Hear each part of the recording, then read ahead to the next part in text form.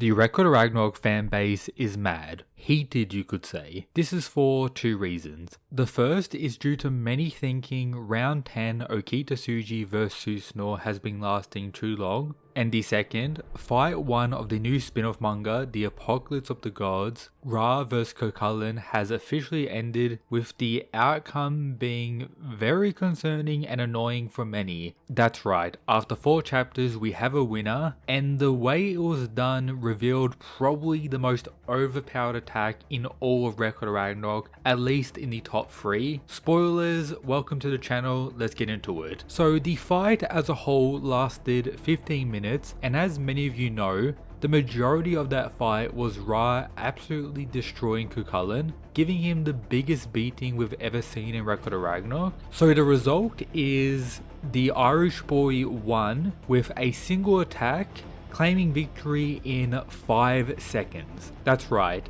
15 minutes of Ra domination for him to lose in 5 seconds against this overpowered attack. Ra, prior to this, was already set up as a potential top 3 god in all of Ragnarok, someone who went against all of the gods' council trying to destroy humanity alone, someone who was about to clash with the likes of Zeus, someone who had overpowered attacks without a doubt, someone that was getting insane hype from the fandom that I broke down in previous videos, to just lose in such a, I guess, unimpactful or disrespectful way. However, with that said, Kokulin is absolutely monstrous without a doubt, with a lot of stuff to break down in regards to the conclusion of that fight. But as a reminder, the next one we're getting in the Apocalypse of the Gods is going to be Sun Wukong, probably the fighter most people are excited for, versus Prometheus. Cannot wait for that, probably going to begin right in chapter 5, with it likely being that the fights in round 1 of the tournament will be concluding much faster than the main series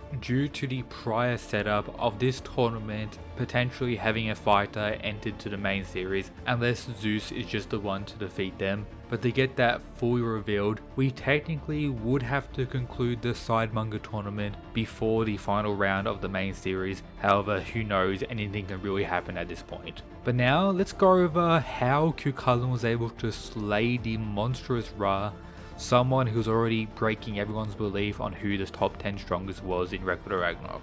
So the previous chapter concluded with Kokulin looking like this, having his divine weapon approach him, and pretty much all his power comes from this weapon. Therefore, chapter 4 begins with the other Celtic god, the only female god fighting in this tournament and in all of Ragnarok, Morrigan, talking about their interconnected past and how she is definitely one of the top tier gods in the tournament, and that regardless of this, Kokulin is the only warrior that has ever managed to best her, meaning he is absolutely monstrous, and all of this is just due to this divine weapon, the iconic spear connected to Kokulin's legend, and is depicted with him in multiple appearances in various other anime and media, etc. However, that's not all Kokulin has. A lot of people in the fandom are just wanking his divine weapon and saying he's fodder, bottom tier without it. He does get some respect from Ra right here, who claims the damage I've dealt him should be more than his mind and body can bear. I should have beaten him by now, meaning his warrior durability is also off the charts outside of this crazy weapon, with the aura of his transformation or build up of his main attack absolutely stunning Ra instantly with this badass panel, and him looking like a berserking monster.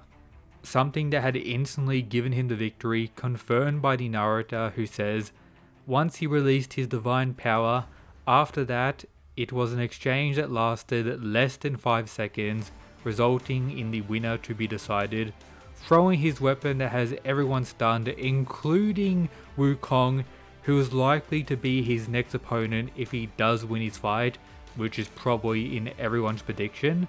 The cursed spear that always hits and kills, and for what we've seen, that is 100% accurate, and that is why it's so overpowered. A sure hit and one shot. That is highlighted further with more narrator claims, making it potentially the strongest attack in all Ragnarok, with it saying it possessed a power impossible to defend against, meaning it's possible that even Beelzebub's shield would be absolutely destroyed. The only option to deal with this was to dodge. However, Cuchulainn was prepared for that, and the legend associated with this divine weapon is indeed true. The spear that always hits and always kills, turning into this crazy attack that Ra can't do anything against. Even when going all out, his overpowered heatwave attack, maximum output while in his transformation, one that passively was aura-negging Cuchulainn previously.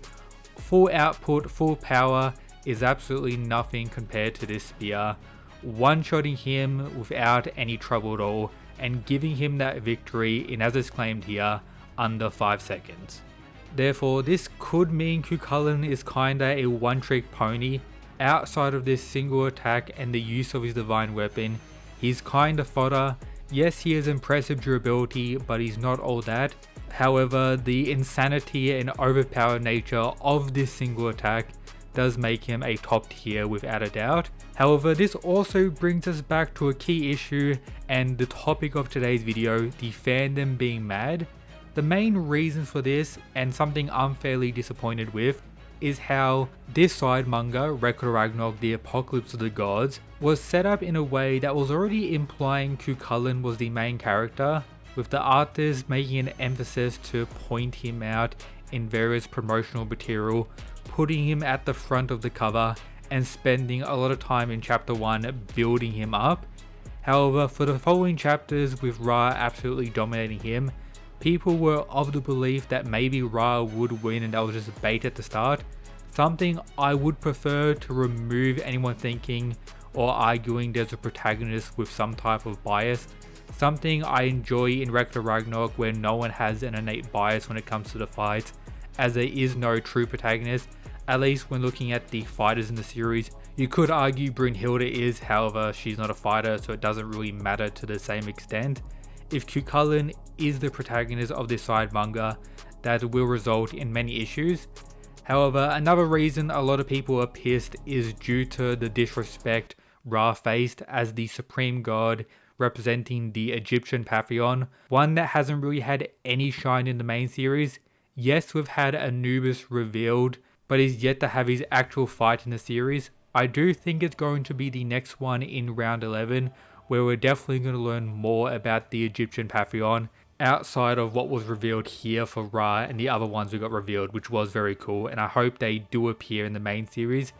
However, considering the rules of this tournament where you either kill your opponent or force him to give up, and the outcome of the fight with this panel and how Ra's character seems to be, is likely Cuchulainn killed him in this moment.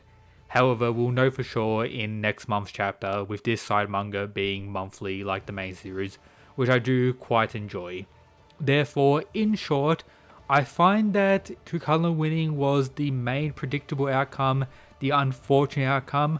I didn't particularly mind it as the art and the insanity of this chapter was next level, and was a little bit of a twist in regards to everything that happened prior in the fight. However, with that said, it was somewhat lackluster for Ra, who was built up to an insane degree as I broke down in these other videos I recommend you checking out.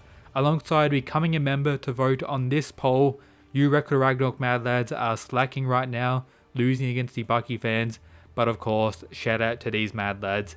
That's it guys, peace.